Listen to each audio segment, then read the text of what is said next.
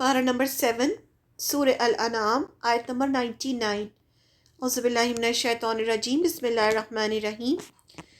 وَهُوَ الَّذِي، اور وہی ہے جس نے انزلا نہ اتارا من السماء آسمان سے ماءً پانی، فَأَخْرَجْنَا پھر نکالی ہم نے، بِہِ ساتھ اس کے، نباتا پیداوار، کلی ہر، شیئن چیز کی، فَأَخْرَجْنَا پھر نکالا ہم نے، منہ اس سے، خضرًا سبزہ، نخرجو ہم نکالتے ہیں، منہ اس سے، حبًا دانہ، متراکباً تہ بتہ،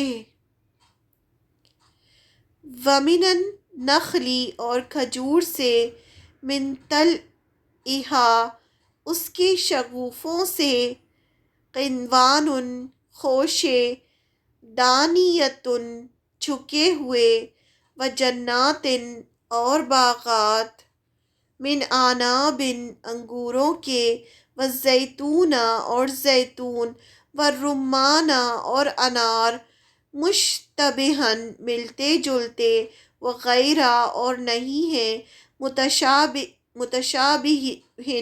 ملتے جلتے، انظروا دیکھو، الی طرف، ثمرہ اس کے پھل کے، اذا جب، اثمرا وہ پھل لائے، وینعہ اور اس کے پکنے کے، انا بے شک، فی ذالکم اس میں، لآیات البتہ نشانیاں ہیں، لقوم ان لوگوں کے لیے، یؤمنون جو ایمان رکھتے ہیں۔ یہ ساری باتیں بتا دی اللہ تعالیٰ نے، پھر یہ بھی بتا دیا لاسٹ میں کہ ان کے لیے نشانی ہے جو ایمان رکھتے ہیں۔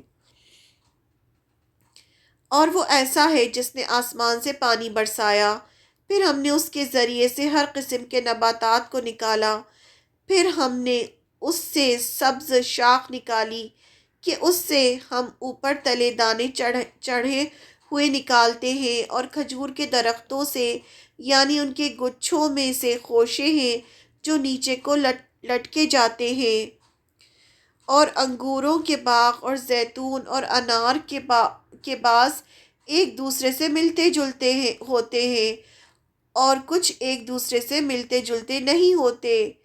ہر ایک کے پھل کو دیکھو جب وہ پھلتا ہے، اور اس کے پکنے کو دیکھو۔ یہاں حکم دیا جا رہا ہے۔ اس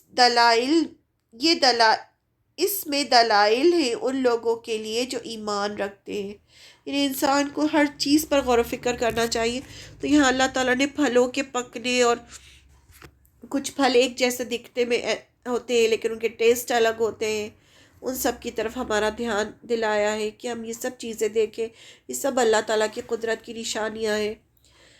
یہاں اللہ تعالیٰ اپنی اور بے شمار نعمتیں گنوا رہے ہیں کہ ان کو دیکھو کہ اللہ کیسا قدرت والا ہے، اس کا شکر ادا کرو جس نے تم کو یہ سب چیزیں دی۔